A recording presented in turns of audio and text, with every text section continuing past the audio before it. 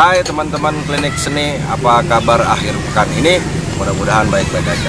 Kali ini gua mau bahas soal konflik perang antara Rusia dan NATO, bukan hanya Ukraina loh ya, ingat ya, NATO 99,9% gua yakin akan terlibat dalam perang ini. Jadi gua katakan Rusia versus NATO. Indonesia itu mihak kemana? Gitu loh ya, Indonesia itu berpihak kemana? Kalau kita lihat di media sosial, netizen Indonesia itu memang kebanyakan berpihak kepada Rusia dengan slogan yang terkenal "Hura". Tapi juga gue mau coba ngingetin bahwa hubungan antara Amerika dengan Indonesia itu sudah berlangsung lama, berlangsung sangat lama, bahkan sebelum kita menjadi negara yang mapan ya. Artinya setelah proklamasi itu 45 itu kan memang masih ada konflik dengan Belanda, dengan Jepang juga. Disitulah Amerika turun. Kenapa Jepang mundur dari Indonesia? Karena Amerika datang. Seperti kita tahu, Jepang dihabisi tanda kutip oleh Amerika di sudut ring dengan 2 bom atom yang Amerika ledakan di Nagasaki dan Hiroshima. Sehingga dengan masuknya Amerika, praktis Jepang harus mundur. Dan dia adalah negara yang kalah perang. Nah, sekarang tinggal Belanda. Belanda ini tidak berposisi perang terhadap Amerika, sehingga dia masih sederajat. Tapi ingat, Amerika membawa kapal perang Renville untuk memberi pesan pada Belanda kalau Belanda tidak kompromi, tidak kooperatif dengan Indonesia di bawah arahan Amerika, maka Belanda harus siap menerima konsekuensinya. Itu dari sisi politik. Sekarang kita lihat lagi, performa ekonomi Indonesia itu memang mulai menanjak sejak era Orde Baru ya. Penjelasan ekonomi ini akan sangat panjang kalau kita bahas dari presiden di bawah kepemimpinan Presiden Soekarno. Ini memang agak panjang. Intinya di bawah kepemimpinan Presiden Soekarno, performa ekonomi kita itu tidak begitu bagus ya. Masuk ke bawah ke pemimpinan Presiden Soeharto, mulailah Presiden Soeharto membuka hubungan lebih mesra dengan Amerika, sehingga performa ekonomi kita mulai membaik dari tahun ke tahun terus. Nah, kalau kita lihat misalnya hubungan antara Indonesia dengan Rusia, lalu dengan Indonesia dengan Amerika, jelas kulturnya itu lebih dekat dengan Amerika. Kita ambil contoh saja, dalam banyak hal kita berhubungan dengan Amerika. Ini terlepas dari rugi atau untungnya kita berhubungan dengan Amerika atau dengan Rusia. Ketika kita keluar rumah saja, itu sudah ada brand-brand Amerika. Misalnya kita mau makan, ada KFC, ada McD, ada Microsoft ya, yang dipakai di seluruh kantor di Indonesia ya, komputer itu laptop ya kan. Kemudian banyak sekali produk-produk Amerika yang ada di Indonesia. Ini juga kan mesti kita pikirin gitu loh ya. Sementara hubungan kita dengan Rusia itu praktis cuma agak mesra itu di bidang pertahanan atau di bidang militer ya, dengan pembelian pesawat tempur Sukhoi. Itu pun akibat memang ada hubungan yang sempat panas dingin dengan Amerika, sehingga Amerika sempat mengembargo pesawat tempur kita, sehingga tidak ada pilihan lain Indonesia membeli Sukhoi. Dan itu terjadi kalau tidak salah di zaman Presiden Megawati Soekarno Putri. Ngopi dulu guys. Nanti kita lanjut. Nah, menariknya ini fakta, rakyat Indonesia itu lebih sering minum Coca-Cola ketimbang vodka. Ini juga harus dipikirkan kan gitu loh ya, bahwa secara kultur kita ini sudah Amerika banget gitu loh ya. dari hidupnya yang liberal. Memang Indonesia tidak seliberal Amerika, tapi ya kita lihat, kita jadi warga negara yang bebas ya, sepanjang tidak merugikan orang lain, tidak merugikan negara, ya jalan terus. Itu kan juga prinsip liberal kan gitu. Kalau kita memihak, kita lihat di pihak Rusia, di pihak Tiongkok, itu kan otoritarianisme.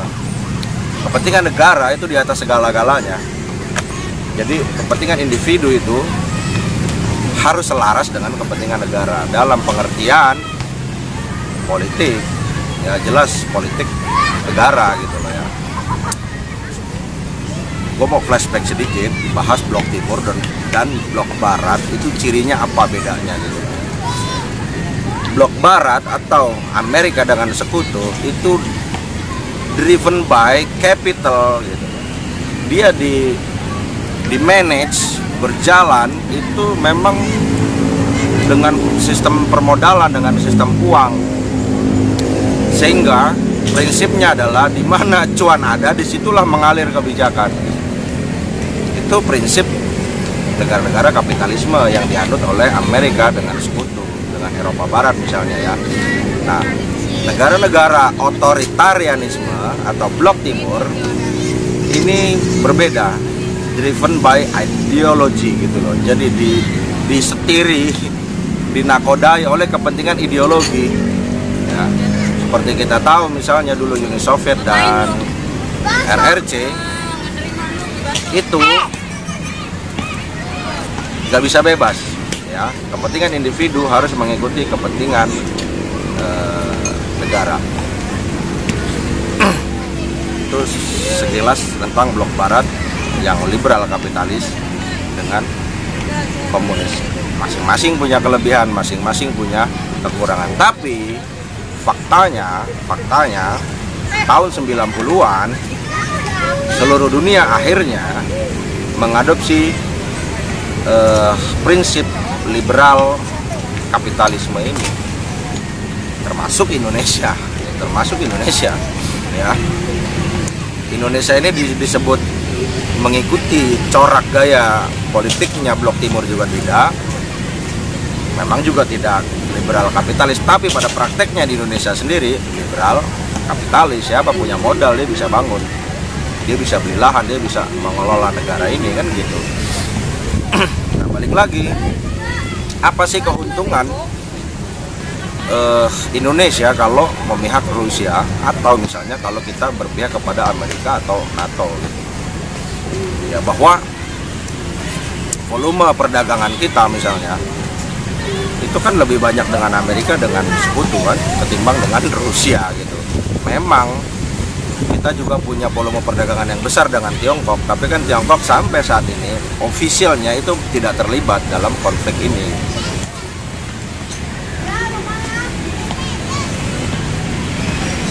Nah, banyak juga dari orang Indonesia itu tidak menyadari juga ya. Menurut gua, misalnya ketika teriak-teriak di YouTube membela Rusia,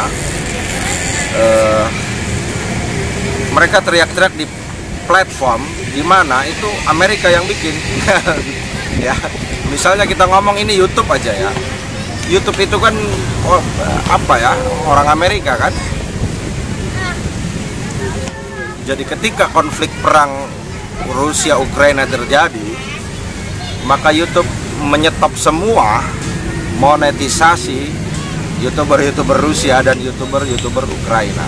Kalau Ukraina jelas dalam kondisi perang, tapi Rusia itu diembargo memang, sehingga banyak konten kreator di Rusia itu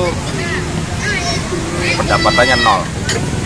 Nah sekarang ketika orang Indonesia yang memihak Rusia, tapi dalam kesehariannya masih menggunakan banyak platform, banyak produk-produk yang bersentuhan dengan Amerika, ini kan suatu ironi gitu ya kan. Sementara dia pakai YouTube, dia pakai Facebook, ya padahal Amerika juga dalam tanda kutip sudah memberikan platform kan. Lo mau narsis ya di Facebook, ya Lo mau hiburan, nonton video-video di YouTube gitu.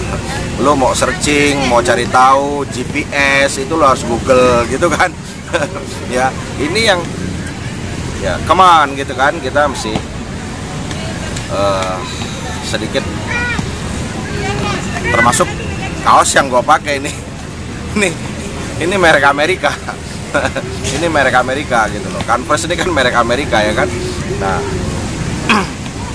kalau kita lihat Indonesia itu lebih Amerika ketimbang lebih ke Rusia gitu loh dalam keseharian kita. Ya you name it lah, banyak produk-produk Amerika ya kan yang beredar di Indonesia kan. Nike misalnya, Reebok ya kan. Banyak sekali produk Amerika yang memang perusahaan-perusahaan Amerika yang memang yang berbisnis di Indonesia. Coca-Cola, Sprite, all you can eat, Sizzler ya kan. Sementara untuk Rusia sendiri nggak ada tuh gitu loh ya, nggak ada, paling vodka ya kan. Yang gua tahu produk yang terkenal itu vodka. Nah sekarang untuk teman-teman musisi misalnya, kita dibesarkan oleh musik-musik barat ya kan. Misalnya bagi lo yang suka Kus Plus, oh sorry man, Kus Plus itu kiblatnya ke Beatles ya kan. Musiknya ya kiblatnya ke Beatles. Beatles itu Inggris, sekutunya Amerika gitu loh. Atau lo suka Rolling Stone misalnya, ya, Amerika men.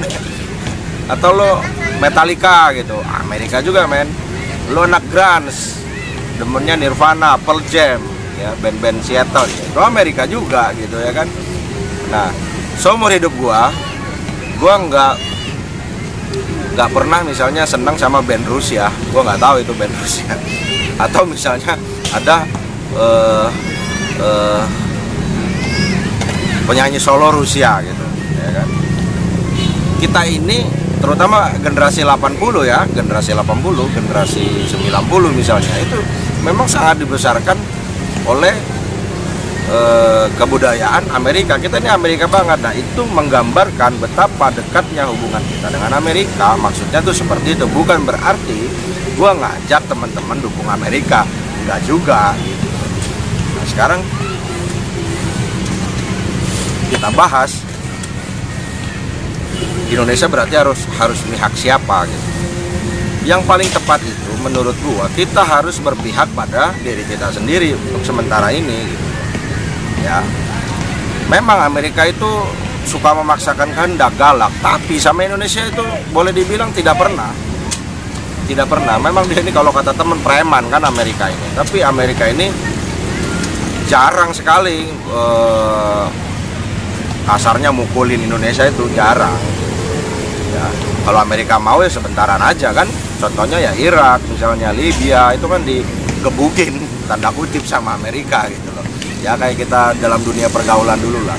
Mungkin ada teman yang galak, ya, jagoan gitu. Nah inilah Amerika. Ya walaupun dia galak, tukang mukulin orang, dia jahat, tapi kan dengan Indonesia dia hubungannya mesra gitu, baik. Ini kenyataan loh ya, bukan yang dari gue sebut, itu kenyataan. Nah sekarang kita harus berpihak pada kepentingan kita sendiri sebenarnya. Makanya Indonesia sudah tepat posisi diplomasinya ya, menurut gua. Mengingat hubungan yang panjang dengan Amerika, oke lah kita ikut maunya Amerika dengan mengecam penyerangan Rusia terhadap Ukraina. Tapi di sisi lain kita juga tidak mau mengembargo Rusia karena kita berhubungan baik. Jadi Indonesia juga setengahnya ikut Amerika, setengahnya ya balelo sama Amerika gitu. Nah,